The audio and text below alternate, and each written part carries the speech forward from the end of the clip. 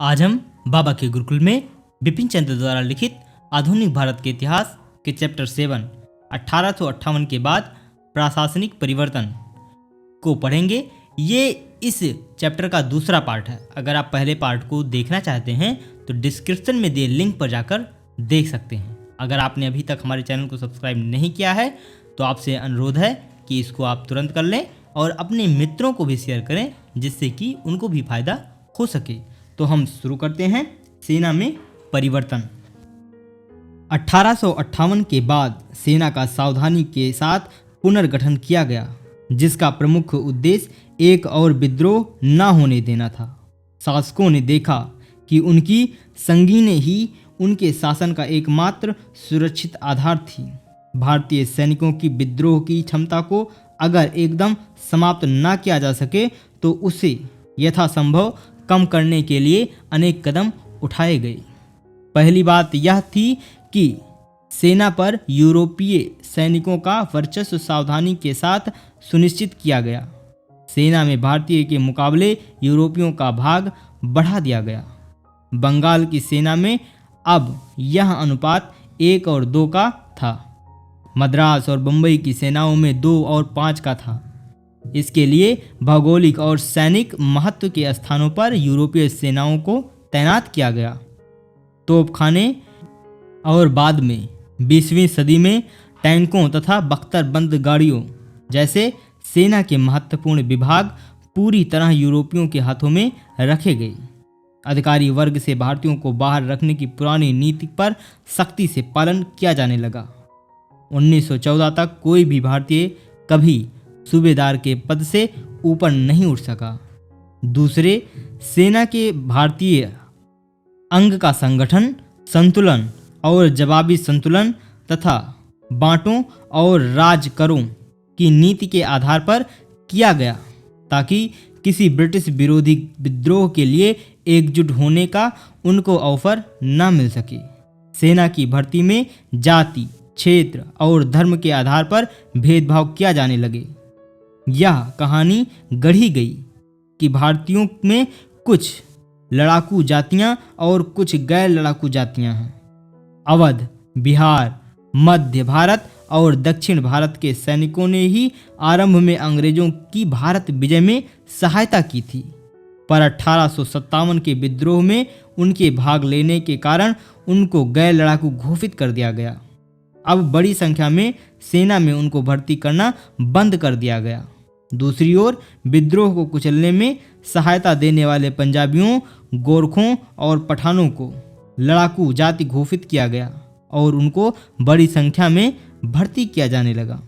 1875 तक ब्रिटिश भारत की सेना का आधा भाग पंजाबियों का था। साथ ही भारतीय रेजिमेंट को तमाम जातियों और वर्गों का मिश्रण बना दिया गया कि वे सभी एक दूसरे को संतुलित करती रहें। सैनिकों की सांप्रदायिक, जातिगत, कबीलाई और क्षेत्रीय निष्ठाओं को प्रोत्साहित किया गया ताकि उनके बीच राष्ट्रवाद की भावना न फैल सके। उदाहरण के लिए अनेक रेजिमेंटों में जातियों और संप्रदायों के आधार पर कंपनियां बनाई गई।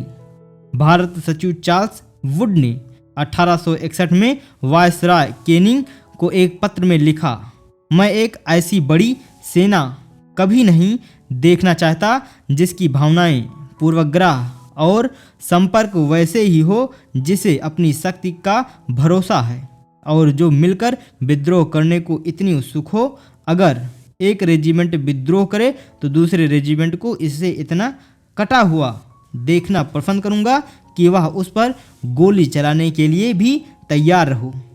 इस तरह भारतीय सेना शुद्ध रूप से भाड़े की सेना बनी रही। इसके अलावा उसे बाकी जनता के जीवन और विचारों से अलग रखने के सारे प्रयास किए गए। हर संभव उपाय द्वारा उसे राष्ट्रवादी विचारों से दूर रखा गया। समाचार पत्रों, पत्रिकाओं और राष्ट्रवादी प्रकाशनों को सैनिकों तक नहीं पहुंचने दिया जाता था। लेकिन जैसा कि हम आगे देखेंगे, ऐसे सभी उपाय अंततः नाकाम रहे और भारतीय सेना के अंगों ने भारत के स्वाधीनता संग्राम में महत्वपूर्ण भूमिका निभाई। भारतीय सेना आगे चलकर बहुत ही खर्चीली सैनिक शक्ति बन गई। 1904 में भारतीय राजस्व का लगभग 52% इस पर खर्च हो रहा था। इसका कारण यह था कि यह एक से अधिक उद्देश्य पूरे कर रही थी। उस समय सबसे महत्वपूर्ण उपनिवेश होने के नाते भारत की रूसी, फ्रांसीसी और जर्मन साम्राज्यवादियों से लगातार रक्षा करनी पड़ी थी।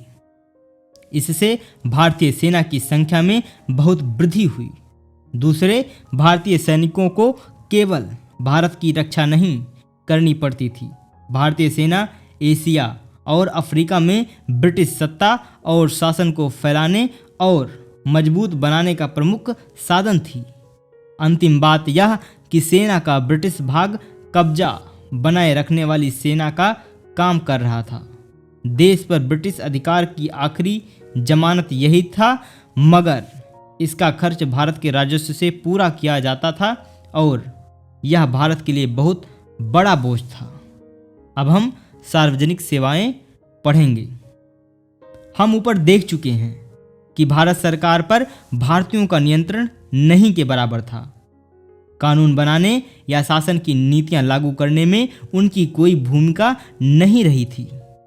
साथ ही उन्हें नौकरशाही से अलग रखा जाता था, जो इन नीतियों को लागू करती थी। प्रशासन में अधिकार और उत्तरदायित्व के सारे पदों पर इंडियन सिविल सर्विसेज के सदस्य बैठे होते थे, जिनकी भर्ती लंदन में होने वाली वार्षिक प्रतियोगिता परीक्षाओं के द्वारा की जाती थी। इन परीक्षाओं में भारतीय भी बैठ सकते थे। 1863 में यह परीक्षा उत्तीर्ण करने वाले पहले भारतीय सत्येंद्र नाथ ठाकुर थे, जो रविंद्र नाथ ठाकुर के बड़े भाई थे। उसके बाद लगभग हर साल 1-2 भारतीय सिविल सर्विस के गौरवपूर्ण पदों पर पहुंचते रहे, मगर अंग्रेजों की अपेक्षा उनकी संख्या बहुत ही नगण्य थी। वास्तव में सिविल सर्विसेज के दरवाजे भारतीयों के लिए बंद ही रहे, क्योंकि वे अनेक बाधाओं से ग्रस्त थे। यह परीक्षा अंग्रेजी के माध्यम से होती थी, जो एक विदेशी भाषा थी। यह प्राचीन ग्रीक और लैटिन के ज्ञान पर आधारित थी, जिसे इंग्लैंड में लंबे और खर्चीले अध्ययन के बाद ही प्राप्त किया जा सकता था। साथ ही सिविल सर्विस परीक्षा में बैठने की आयु जो 1859 में 23 वर्ष की थी, 1878 में घटाकर 19 वर्ष कर दी गई। अगर 23 वर्ष के भारतीय युवक के लिए सिविल सर्विसेज प्रतियोगिता में सफल होना कठिन था, तो 19 वर्ष के भारतीय युवक के लिए यह असंभव ही था। इसी तरह प्रशासन के दूसरे विभागों जैसे पुलिस, सार्वजनिक निर्माण, चिकित्सा, डाक और तार, जंगल, इंजीनियरिंग, कस्टम और बाद में रेलवे में भी बड़े और अधिक वेतन वाले पद ब्रिटिश नागरिकों के लिए सुरक्षित रखे जाते थे। सभी महत्वपूर्ण पदों पर यूरोपियों का वर्चस्व आकस्मिक न था। भारत के शासकों का मत था कि भारत में ब्रिटिश शासन को बनाए रखने के लिए यह आवश्यक था। इस तरह 1893 में भारत सचिव लॉर्ड किम्बरले ने यह व्यवस्था रखी कि सिविल सर्विस के सदस्यों में यूरोपियों की हमेशा एक पर्याप्त संख्या का होना अत्यंत आवश्यक है। वायसरॉय लॉन्सडाउन ने इस बात पर जोर दिया कि अगर इस विशाल का साम्राज्य को सुरक्षित रखना है, तो इसकी सरकार का यूरोपियों के हाथों में होना एक अनिवार्यता है।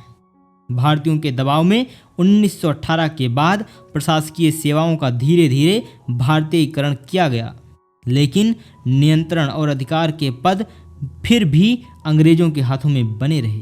इसके अलावा लोगों को जल्दी ही पता चल गया कि इन सेवाओं के भारतीयकरण से उनके हाथों में राजनीतिक शक्ति तो आई ही नहीं है। इन सेवाओं में शामिल भारतीय ब्रिटिश शासन के एजेंट का काम करते थे और वफादारी के साथ ब्रिटेन के साम्राज्यवादी उद्देश्यों की पूर्ति करते थे। अब हम रजवाड़ों के साथ संबंध को पढ़ेंगे। अंग्रेजों ने 1857 के विद्रोह के कारण भारतीय रजवाड़ों के प्रति अपनी नीति बदल दी। 1857 के पहले वे भारतीय राज्यों को हड़पने का कोई भी अवसर नहीं चूकते थे। अब यह नीति छोड़ दी गई। अनेक भारतीय शासक अंग्रेजों के वफादार ही नहीं रहे थे, बल्कि विद्रोह को कुचलने में उनकी सक्रिय रूप से सहायता भी की थी। जैसा कि वायसरॉय कैनिंग ने कहा था, इन शासकों ने तूफान में तरंग रोधक का काम किया था।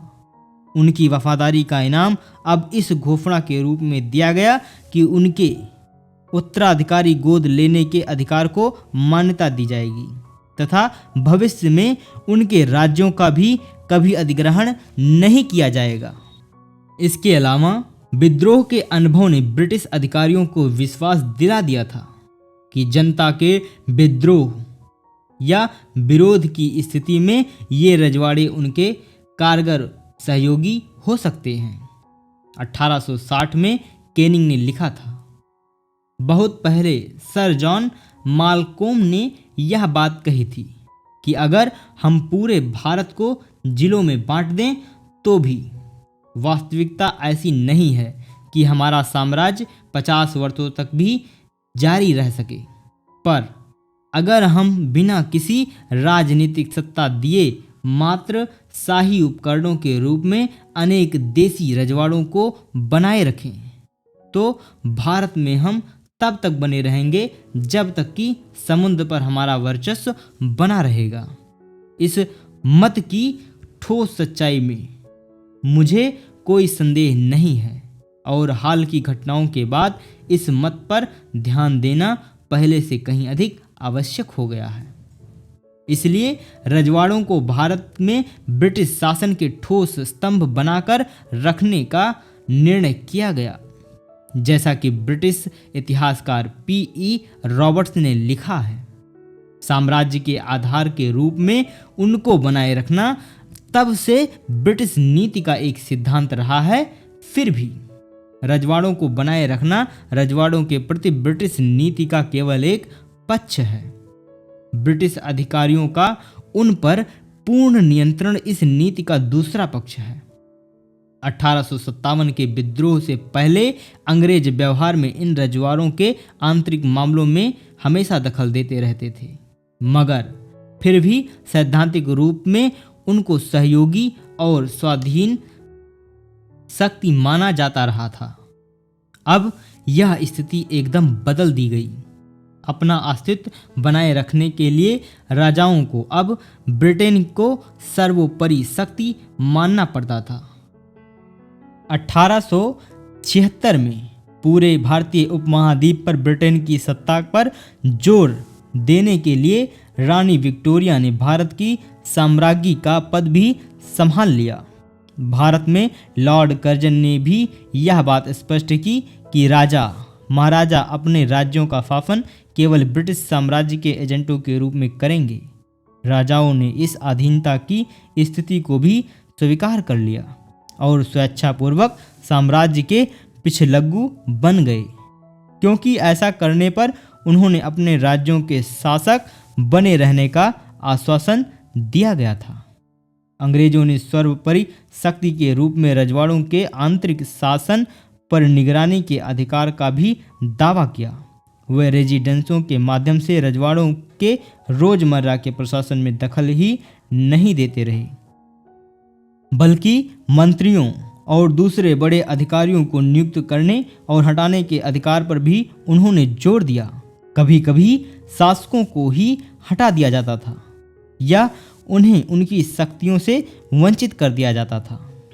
इस तरह के हस्तक्षेप का एक कारण अंग्रेजों की यह इच्छा थी कि इन राज्यों में एक आधुनिक प्रशासन स्थापित किया जाए ताकि ब्रिटिश भारत से उनका पूर्ण एकीकरण हो सके। इसके अलावा अखिल भारतीय पैमाने पर रेलों, डाक तार व्यवस्था, मुद्रा प्रणाली और एक साझे आर्थिक जीवन के विकास ने भी एक एकीकरण को और उसके फलस्वरूप हस्तक्षेप को और बढ़ाया। हस्तक्षेप का एक दूसरा कारण अनेक राज्यों में लोकतांत्रिक जन आंदोलनों और राष्ट्रवादी आंदोलनों का उभरना था। एक ओर तो ब्रिटिश अधिकारियों ने राजाओं को इन आंदोलनों को दबाने में सहायता दी और दूसरी ओर उन्होंने इन राज्यों में प्रशासन के गंभीर दुरुपयोगों को समाप्त करने के प्रयास भी किए। अब हम प्रशासन संबंधी नीतियां को पढ़ेंगे। भारत के प्रति अंग्रेजों का दृष्टिकोण और फलस्वरूप उनकी नीतियां 1857 के विद्रोह के बाद और भी बदतर हो गई। 1857 के पहले उन्होंने आधे दिल से ही झिझक कर ही सही भारत का आधुनिकीकरण करने की कोशिश की थी, पर अब वे समझ बूझकर प्रतिक्रियावादी नीतियां अपनाने लगे। जैसा कि इतिहासकार पर्सिवल स्पेयर ने लिखा है, प्रगति के साथ भारत की सरकार का प्रेम भाव अब समाप्त हो गया।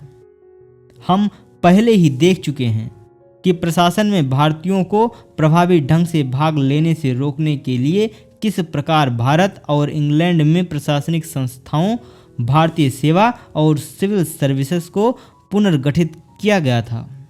पहले कम से कम यही कहा जाता था कि अंग्रेज भारतीयों को स्वशासन के लिए प्रशिक्षित और तैयार कर रहे हैं और अंततः राजनीतिक सत्ता भारतीयों को सौंप देंगे। पर अब यह बात खुलकर कही जाने लगी कि अपने सामाजिक और सांस्कृतिक दोषों के कारण भारतीय अपना शासन चला सकने में अयोग्य हैं और उन पर अंग्रेजों का शासन अनिश्चित काल तक बना रहना चाहिए। यह प्रतिक्रियावादी नीति अनेक क्षेत्रों में दिखाई पड़ी। अब हम बांटो और राज करो को पढ़ेंगे। अंग्रेजों ने भारत पर विजय भारतीय शासकों की फूट का लाभ उठाकर और उन्हें एक दूसरे से लड़ाकर प्राप्त की थी। 1858 के बाद उन्होंने जनता के खिलाफ राजाओं को, एक प्रांत के खिलाफ दूसरे प्रांत को, एक जाति के खिलाफ दूसरी जाति को, एक समूह के खिलाफ दूसरे समूह को और सबसे अधिक मुसलमानों के विरुद्ध हिंदुओं को खड़ा करके बांटो और राज करो कि इस नीति को जारी रखने का फैसला किया। 1857 के विद्रोह में हिंदुओं और मुसलमानों की जो एकता देखने को मिली थी, उसमें विदेशी शासक दरार डाल चुके थे। वे उभरते राष्ट्रवादी आंदोलन को कमजोर बनाने के लिए इस एकजुटता को तोड़ने का आमादा थे। सच यह है कि उन्होंने इसका कोई अवसर नहीं छोड़ा। विद्रोह के फौरन बाद उन्होंने मुसलमानों का दमन करना, बड़े पैमाने पर उनकी जमीन जायदाद जब्त करना आरंभ कर दिया और हिंदुओं को अपना तरफदार घोषित किया। 1870 के बाद यह नीति उलट दी गई और उच्च तथा मध्य वर्गीय मुसलमानों को राष्ट्रवादी आंदोलन के खिलाफ खड़ा करने की कोशिश की गई। शिक्षित भारतीयों को धार्मिक आधार पर बांटने के लिए सरकारी सेवाओं में सरकार ने बहुत चालाकी के साथ लोभ का इस्तेमाल किया। औद्योगिक वाणिज्यिक पिछड़ेपन के कारण तथा सामाजिक सेवाओं के लगभग पूर्ण अभाव के कारण शिक्षित भारतीय तकरीबन पूरी तरह सरकारी सेवा पर निर्भर थे। उनके सामने दूसरे उपाय नहीं के बराबर थे। इस कारण उनके बीच सरकारी पदों के लिए तीखी प्रतियोगिता आरंभ हो गई। सरकार ने इस प्रतियोगिता का लाभ उठाकर प्रांतीय और सांप्रदायिक विद्वेष और घृणा को भड़काया। उसने वफादारी के बदले सांप्रदायिक आधार पर सरकारी कृपा का आश्वासन दिया और इस प्रकार शिक्षित मुसलमानों को शिक्षित हिंदुओं के खिलाफ उभारा। अब हम शिक्षित भारतीयों के प्रति शत्रुता को पढ़ेंगे। 1833 के बाद भारत सरकार ने आधुनिक शिक्षा को जमकर प्रोत्साहित किया। 1857 में कलकत्ता, बंबई और मद्रास में विश्वविद्यालय स्थापित किए गए थे और उसके बाद उच्च शिक्षा तेजी से फैली थी। 1857 के विद्रोह में शिक्षित भारतीयों के भाग लेने से इनकार करने पर अनेक अंग्रेज अधिकारियों ने उनकी प्रशंसा की थी, परंतु शिक्षित भारतीयों के प्रति यह अनुकूल सरकारी दृष्टिकोण जल्द ही उलट गया। कारण कि उनमें से अनेक लोग हाल में प्राप्त आधुनिक ज्ञान का उपयोग करके ब्रिटिश शासन के साम्राज्यवादी चरित्र का विश्लेषण करने लगे थे और उन्होंने प्रशासन में भारतीयों की भागीदारी की मांगें सामने रखी थी।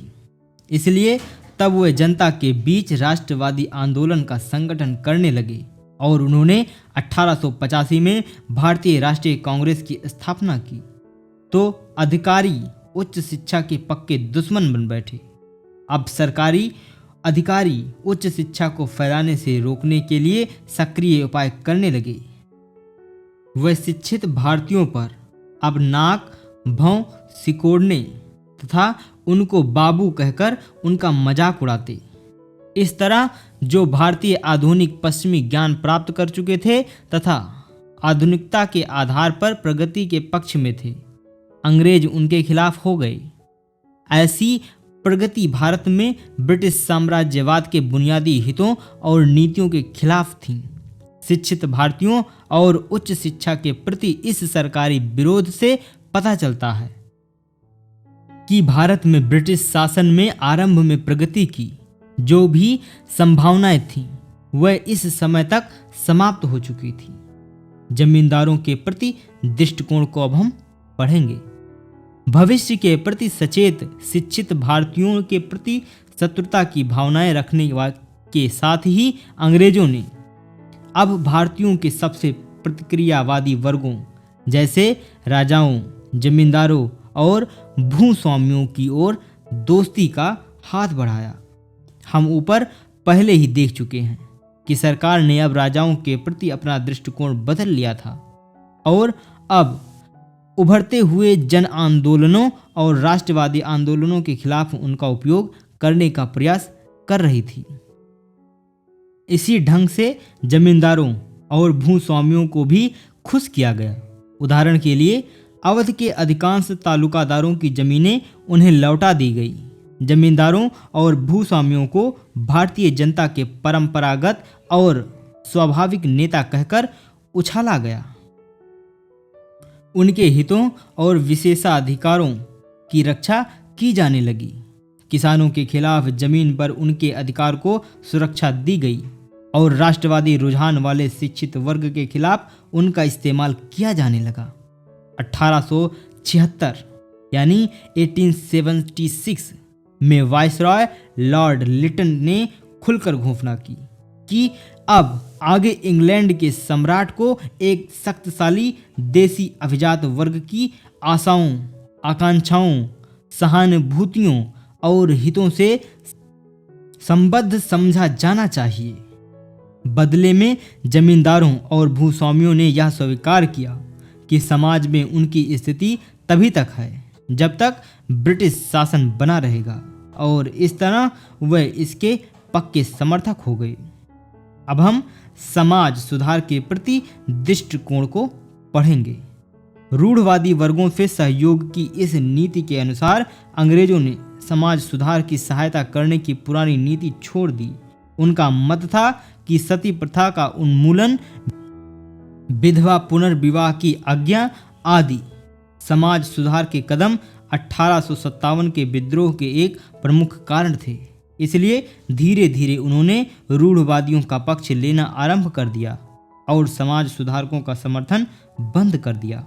अपनी पुस्तक भारत एक खोज में जवाहरलाल नेहरू ने लिखा है, भारत के प्रतिक्रियावादियों के साथ इस स्वाभाविक गठजोड़ के कारण ब्रिटिश शासन अनेक बुरी प्रथाओं और कर्मकांडों का रक्षक तथा समर्थक बन गया। हालांकि वह अन्यथा इसकी निंदा करता था। वास्तव में अंग्रेज इस मामले में सांप छछूंदर वाली स्थिति में थे। अगर वे समाज सुधार का समर्थन करें और इसके लिए कानून बनाएं तो रूढ़वादी भारतीय उनका विरोध करेंगे और यह कहेंगे कि एक विदेशी सरकार को भारतीयों के अंदरूनी सामाजिक मामलों में दखल देने का कोई अधिकार नहीं है। दूसरी ओर अगर वे ऐसे कानून ना बनाएं तो सामाजिक बुराइयों के बने रहने में सहायक होंगे और सामाजिक दृष्टि से प्रगतिशील भारतीय उनकी निंदा करेंगे। फिर भी यह ध्यान रहे कि अंग्रेज सामाजिक प्रश्नों पर हमेशा उदासीन ही नहीं रहे। यथास्थिति को बनाए रखकर उन्होंने अप्रत्यक्ष रूप से सामाजिक बुराइयों को सुरक्षित ही रखा। इसके अलावा राजनीतिक लाभ के लिए जातिवाद और संप्रदायवाद को प्रोत्साहित करने के उन्होंने सामाजिक प्रतिक्रिया को भी जमकर प्रोत्साहित किया। अब हम सामाजिक सेवाओं का अत्यधिक पिछड़ापन को पढ़ेंगे। 19वीं सदी में यूरोप में शिक्षा, सफाई और जन स्वास्थ्य, जल आपूर्ति और ग्रामीण सड़कों जैसी सामाजिक सेवाओं के क्षेत्र में बहुत प्रगति हुई थी, पर भारत में ये सेवाएं अत्यधिक पिछड़ी बनी रही। भारत सरकार अपनी भारी आमदनी का अधिकांश भाग सेना, युद्धों और प्रशासकीय सेवाओं पर खर्च कर रही थी और सामाजिक सेवाएं पैसे के लिए तरस रही थी। उदाहरण के लिए 1886 में भारत सरकार को कुल 47 करोड़ रुपए का राजस्व प्राप्त हुआ। इसमें लगभग 19.41 करोड़ सेना पर और 17 करोड़ प्रशासन पर खर्च किए गए, मगर शिक्षा, चिकित्सा और जन स्वास्थ्य पर 2 करोड़ रुपए से भी कम और सिंचाई पर केवल 65 लाख खर्च किया गया। सफाई, जल आपूर्ति और जन स्वास्थ्य पर झिझक कर जो थोड़े बहुत काम किए गए वह भी आम तौर पर नगरों तक और उनमें भी तथाकथित सिविल लाइनों अर्थात नगरों के ब्रिटिश या आधुनिक भाग तक सीमित रहे। ये सेवाएं मुख्यतः यूरोपीय तथा नगरों के यूरोपीय भागों में रहने वाले थोड़े से उच्च वर्गीय भारतीयों के लिए ही थी। तो यहाँ पर इस चैप्टर का ये पार्ट यहीं पर समाप्त हुआ। अगले पार्ट में हम श्रम संबंधी कानून को पढ़ेंगे। यहाँ तक हमारे साथ बने रहने के लिए आप सभी का बहुत बहुत धन्यवाद।